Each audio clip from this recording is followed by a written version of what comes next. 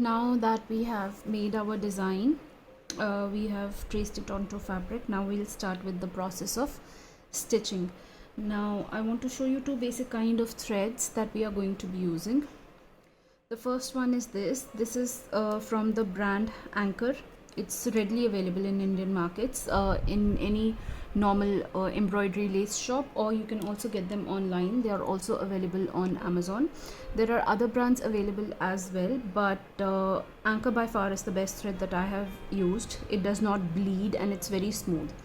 Now this kind of thread, it is known as stranded cotton. Why it's called stranded cotton? Because if you see, there are basically strands, 6 strands, which are twisted to form this thread. The good thing about this thread is that depending on what kind of texture I want, whether I want a dense embroidery, whether I want it thick, I can separate these strands, 2 strands or 3 strands, however thick I want. So we can use this thread in a variety of ways. The other thread that I commonly use is this is known as pearl cotton. This is also by the brand Anchor. You get various shades of colors in this is known as pearl cotton. If you can see, this is much thinner compared to the stranded cotton. It's basically two very thin strands tightly twisted together so that you cannot separate them. So these are essentially two basic kinds of threads that I will be using for this embroidery. But I have put this hoop in an embroidery stand because I have to use both my hands while working on it, so as to instruct you better. You don't need to have an embroidery stand when you are working on a project. You can keep this hoop in your hand and work on it seamlessly. There will be no issues. So the first thread, the first color that I'm using is this basic brown, because I want to add that earthen tone to this diya. We will first create a structure for this pattern. Now what I mean by the structure is, that means these outlines, the basic framework of this whole diya. So the first stitch that I am going to teach you is called the chain stitch. It is a basic stitch. It make sure to knot one end of the thread and keep the other leg slightly shorter compared to the first leg. I think you can see it. So from one end, I'm going to bring out my needle, hold it on the side, the same point where you brought out the needle, slightly away from there, put the needle back in. Make sure you're not entangling your thread. Put the needle back in. Now, instead of pulling it back together, at a small distance from where you first brought your needle out, bring it out again, and see, this is the loop that has been made. Put this loop out of here so that the needle comes in the hoop.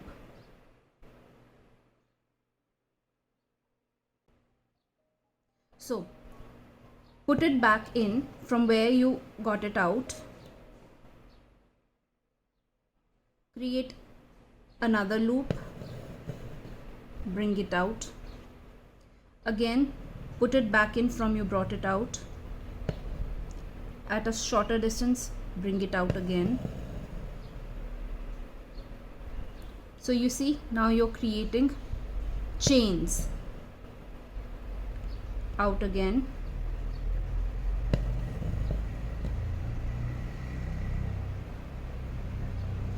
I'm using a 6-strand cotton, but you can use 2 strands, 3 strands, however you might like it, because I like my embroideries to have a little bit of texture. I tend to use 6 strands more commonly, especially if it is not to be framed. If it's to be framed, then I prefer using finer strands, maybe 3 or 2, depending on what I want to be creating. So now that you have ended, we have ended here, right? So I will, from where I brought it out, outside of the loop, I will put the needle back in to secure this loop. So one chain is done. Now again, at a slight distance, bring it out, put it back in again from where you brought it out. You're creating a loop, see, bring it out at a distance again.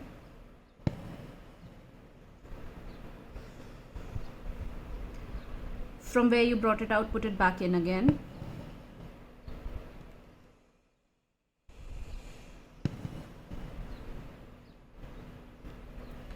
So this is how we create the loops of this chain, and this is called as chain stitch.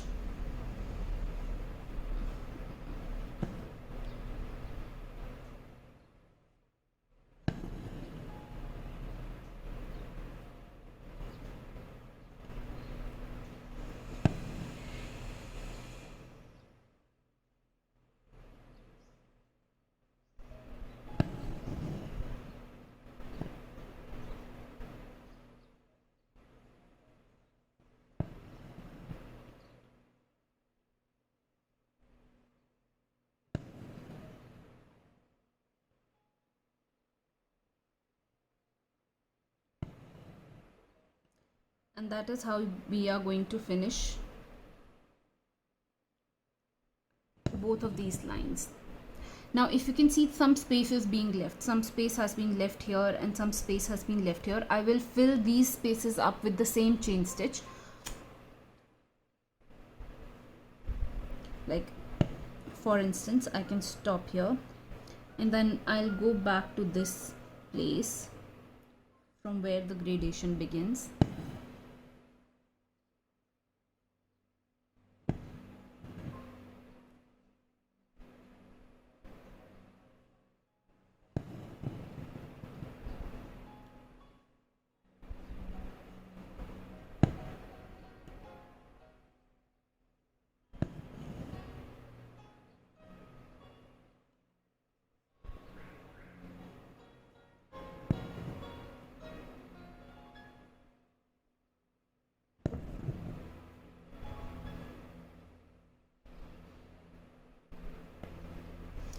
And there it is.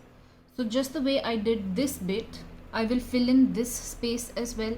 Then I'll continue to do the same stitch in this segment as well as in this segment. And that is how you do your chain stitch.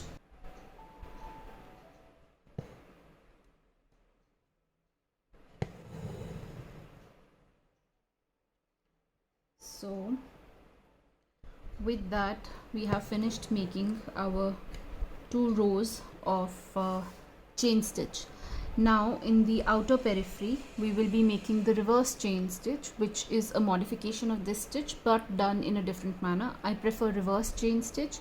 I think it's far easier to do, and it looks much more neat compared to the chain stitch. As I mentioned previously, this outer outline, we are going to use the same colored thread. We are still going to use the 6-stranded thread, but we are going to do a variation of this stitch that is called as the reverse chain stitch. What you have to do for that is choose a point, preferably a starting point, anywhere. Bring your needle out just like you did previously, but instead of creating a loop, just put it back in at a certain distance, at a very small distance from here. Right now, depending on what is the length of this loop that you want, bring out the needle at a distance again. Right now, put this needle in this loop. Right, what we did previously was completely different. Now that I have this, in chain stitch we used to put it back in and then bring it out from here, but now what we are going to do is we are going to loop it through here. Put it in here, bring it out,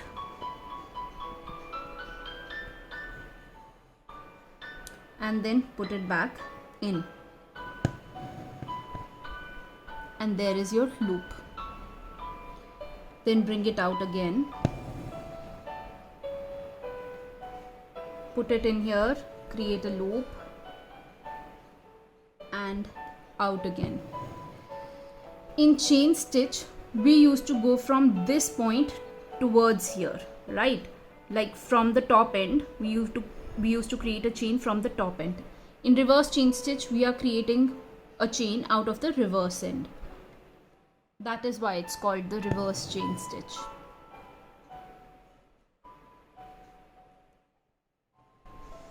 This is far easier, and when you do it, you will realize it's much more neat in comparison to the normal chain stitch. See, you don't have to contort your hands or your thread in weird ways. It's just simple looping.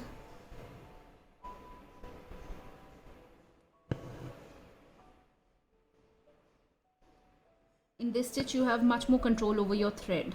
You can already see how much more neat it is.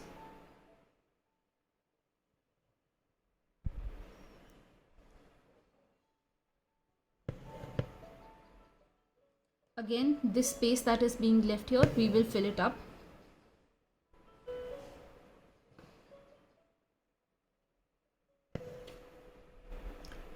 Bring it out at a distance, loop it through the previous stitch, and there you are.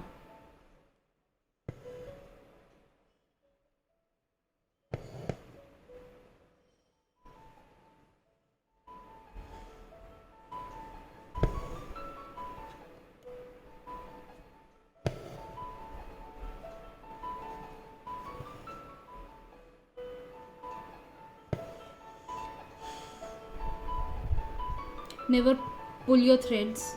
If you ever find any entanglement, sort it out before pulling them, otherwise it will pull out all the stitches along with it and create an ugly mess, which you have to otherwise then discard completely and start over again.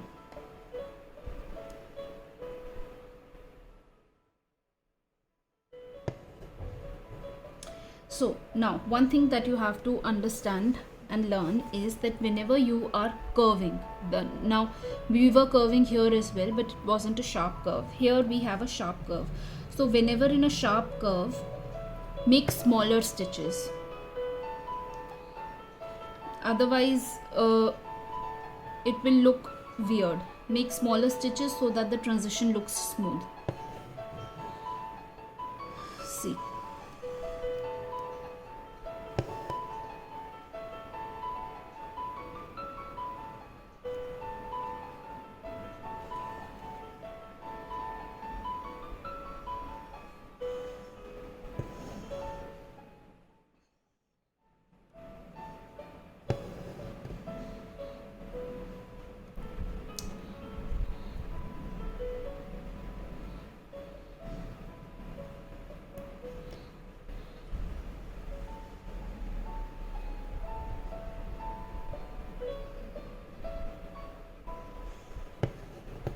Now that the curve is complete, I can restore the size of my stitches. You can loop the needle from any direction, from here to here or here to here. It won't really make a difference. At least for this stitch, it won't make a difference.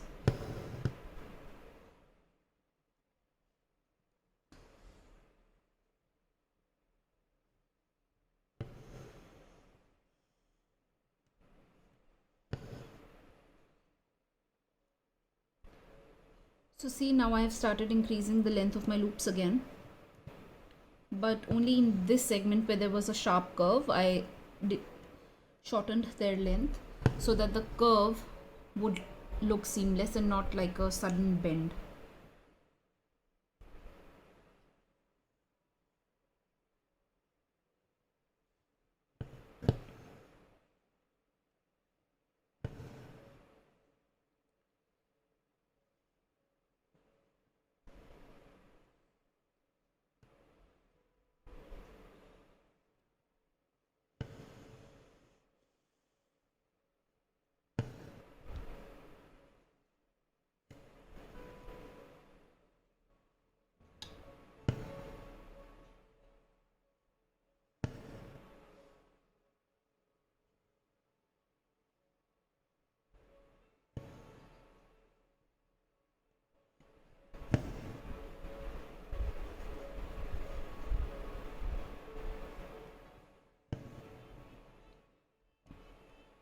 So it stops here.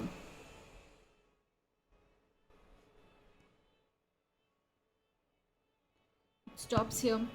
Now we've created one loop on this side. I will fill this whole segment up. What we are going to do is, now You can create the other strand either from here or from there. The process will be the same.